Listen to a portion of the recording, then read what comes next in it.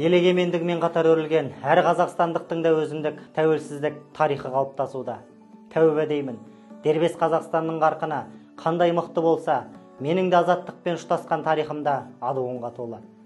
Қолыма дипломымды ала сала, мамандығыма сай Алакөл аудандық газетіне қызметке орналасып, жауапты хатшы лауазымын абыроймен арқалап келемін.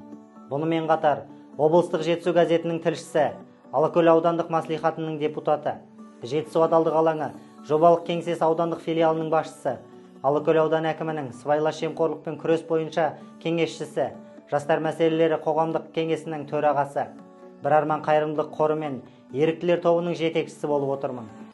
Адал еңбектің ықпалымен Қазақстан журналистер одағы және әлем халықтар жазушылар одағының мүшесі атандым. Бұның барлығы ел тәуелсіздігі берген мүмкіндіктер мен өз тәуелсіздігімнің арқасы деп білемін.